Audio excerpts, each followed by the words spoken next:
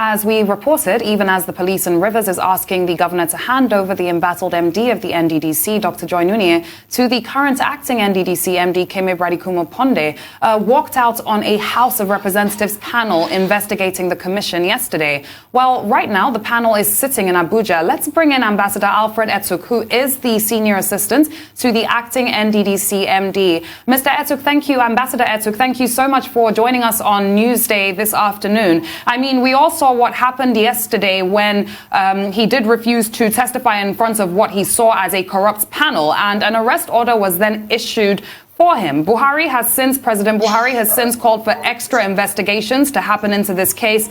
I guess all I have to ask you is, what is going on? Thank you very much. You know, in Niger Delta here, things like this are not actually new to us. And by God's willing, President Muhammad Buhari, you know, who in his good conscience asked this auditing to be on. And I also want to secondly remind the Niger Delta people that this forensic audit we are talking about was not Akpabio's idea. It was the 9 state governors who actually went to Mr. President and demanded for auditing of the commission. Haven't seen, you know, the kind of monies that were sunk into the commission, and yet there has not been any better development, you know, in the region. So they asked him to call for this audit, which Mr. President adhered to the demands of the governors. And for me, I truly do not see any reason why all of these rankles should be on. It's like undermining the office of the president. And the president has handed over the commission to His Excellency Senator Godswill Akpabio for him to oversee the affairs of the Niger Delta and that of the NDDC. Now, I also want to remind us that most of these abnormalities that we are talking about was actually not done, you know, in the supervision of His Excellency Senator Godswill Akpabio.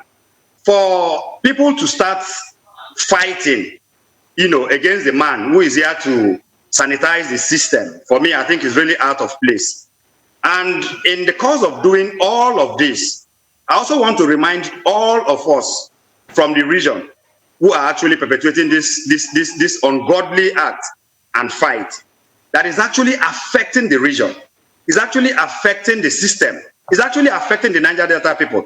Because if the entire Niger Delta people has agreed that there should be forensic audit, I think nobody should be scared of being witch hunted. Nobody's witch hunting anybody. His Excellency Senator Godswill Akpabio and the IMC board is trying to do is to know what has gone wrong over the years and what should be, you know, put in place to fix all of this that has gone wrong. If you think, or anybody thinks, you know, he's being witch hunted, for me, I think you still have that presidential and executive pardon. These are all, you know, elders of the region. They can sit together and say, what's the way forward?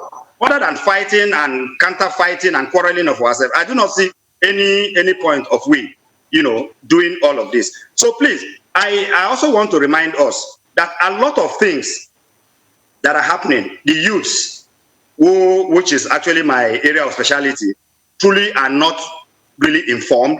They are not aware of what is really going on. Because if they do, they would have known that all of this that is happening is because of this audit that is being called for. And so we were told that certain persons, you know, has been milking NDDC dry. Other than looking at that area, I cannot, any moment from now, we will come up with a lot of, you know, things that has gone through the water. Why all of this is happening. It is not in my character to come here and then malign anybody or want to insult those who are my elders or those who have been in the office. I heard somebody said, a woman said, Joy Nunye said, Akpabio asked her to take oath. Then that means that would have also affected us too, who would have taken the oath. The MD would have taken the oath. The EDP would have taken the oath. The EDFA, the late EDFA would have taken the same oath. How come it's only one woman that was asked to take this oath. Please, we want to let people know that there are certain things you don't take seriously. There are certain words you don't take seriously. All these are mere distractions of this forensic audit. Akpabio, if you go through his track record, I can assure you he's one of the best in Niger Delta, if not the best. We have seen it, he's done it before, and he's here to also sanitize, the Niger Delta region and that of the NDDC. So I do not see any reason why we should be fighting. Now, talking about the MD working out on the committee, it wasn't done in a way of looking down on the committee. I cannot be accusing you of certain, corruption or saying you are accused of a particular thing, and yet you are the one that will sit to judge me. Of course, you and I know that there won't be any fair judgment. There won't be any fair hearing. That was why he had to say, look, whoever that is being accused do not have the moral justification, the right, to sit in that panel where he, as the MD, is supposed to be faced. That was why he walked out. Well, I think he didn't do it in the way of disrespecting the committee, but he did it because he felt there was injustice. There was no true, panel that he was supposed to face. That was why he probably walked out. I am not speaking his mind. I'm saying this is my own, opinion or reason why the MD, walked out. Now, I can also remind you and tell you that this accusing of Akpabio and counter-accusing and all of that has been going on. I remember sometimes last year, some youths were demanding for water license to be paid. Now, Akpabio was not even the one. He does not even know what the water license was. He was not even the one who awarded that water license. But the youths wanted to, take to violence, the path of violence, and to disrupt, the peace of the region. He came in at a time where he came in and then said, look, everybody should stand down, whatever trouble you want to make, whatever violence you want to find yourself in. Don't tow that part. That he is here to correct and to make sure the youths are properly carried along. Now, he now asked the then MD how much was involved. The woman was the one who told him how much was involved. That 1.9 billion was the water license money, which he was not even the one who awarded that water license. He now asked the woman. The woman said not just that the money was even ready. The money was ready, for the youth to be paid. He now said, okay, if it was ready, let them pay the youths. After they paid these same youths, who today are also going back again to fight after they paid these youths, these same youths went back, some of them who probably did not gain, or who probably did not get from the water license, even some of them who did, went back and accused the same Akpabio they're accusing today, which is, for me, it's like a normal thing about accusing Akpabio. Went and accused the man that he collected 400 water license. I said, what? I was the person who championed that movement. I had to call some of these. I said, look, this is the man who came to our aid and assisted us and helped us for we to gain these small, things we gained from NDDC, which was the water license. Please, we should go back to the media and debunk this. Some of them ran, they did not. So it has always been that Akpabio, each time he comes to do one good thing, you have those who will always want to sabotage, that good character of Akpabio. I really do not know where this is coming from. If it's coming from his village, if it's coming from those who tend to be his enemy. I also want to say that most of the things that are happening today was not done in Akpabio's time. So why should Akpabio and even this IMC board be dragged into this? Like I said, in time past, there were monies that Mr. Etuk, would you permit me to interject at this point? Because you are making some, I believe you're speaking, for Senator Godswill Akpabio and almost defending him there. But I would like to find out from you, because Dr. Joy Nune also made allegations about awarding of contracts and how the senator himself sent somebody to slot in some names in the National Assembly without her consent, and it was part of what caused the rift between herself and the senator. Well, allegedly. But, first, Akpabio is not the one who signs anything in NDDC. He does not append anything. He's only there to supervise. And so the question is, in all of this that is happening, why has this same woman not come up to tell Niger Delta people? Who is the one sponsoring these people? Who are the ones even asking her to do this? Because if in all of this that she's accusing the senator, which for me, like I said, I'm not here to malign her or to insult her. It's not in our own character, because I learned from a lot of elders. Now, if this has been done, of all the accusations, why now? Why hasn't she done this before? Why are all of these old rankles and fights? Of course, Akpabio will not do that.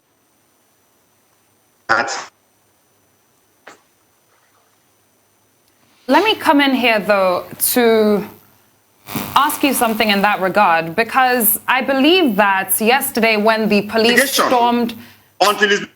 Sorry, Mr. Etuk, I think we lost you for a second. Are you still with us?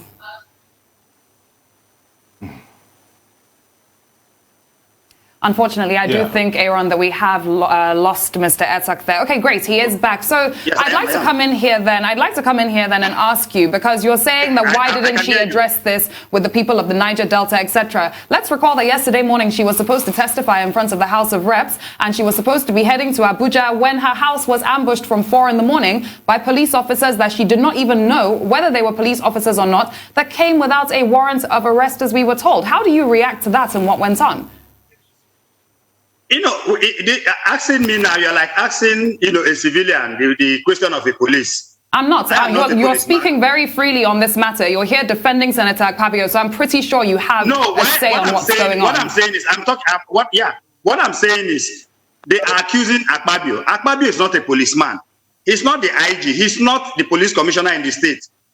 That I will say, okay, because he's a policeman, he wants to use his position to victimize some other person. To start with, why would even Akpabio want to arrest her? Do they have any personal problem? I think you're getting me wrong, Mr. Etuk. I never actually said it was Senator Akpabio that arrested her. I said, why do you think she was then ambushed at her house or compound was ambushed from 4 a.m. on the morning that she was meant to testify? You mentioned Senator Akpabio. Well, you cannot rule all of this out in our society. Some persons may have their personal problems with whoever they have their personal problems with. And it could be an assumption that maybe one politician or the other is witch-hunting the person until the police who have the expertise on investigation comes up with their proven investigation. That's when I can say anything. Otherwise, I do not have anything to say. I don't work with her.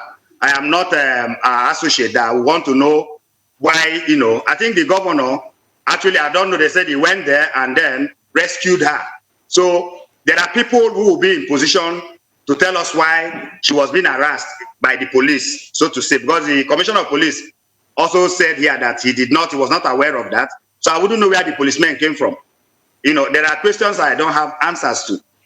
All right, of course, the commissioner of police in Rivers State has since backtracked that particular statement and has actually said he is aware of what happened, and the men, they almost had the blessing from the CP of the River State Command to actually lay siege to our house. But before we wrap it up, I want to find out from you. A lot of things have been said. A lot of allegations have been made. A lot of mudslinging has been done.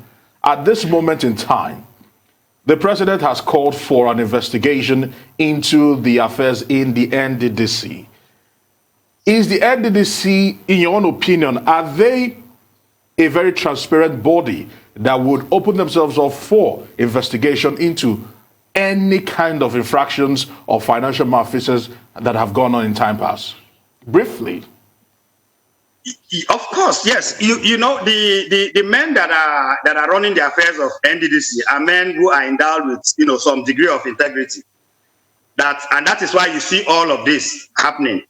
I am sort of close to the system, and I know that these men have their track records. You have the likes of the professor, you have the likes of the Dr. Cairo, you have that of the senator overseeing and supervising the NDDC. So I do not see why transparency will not play out.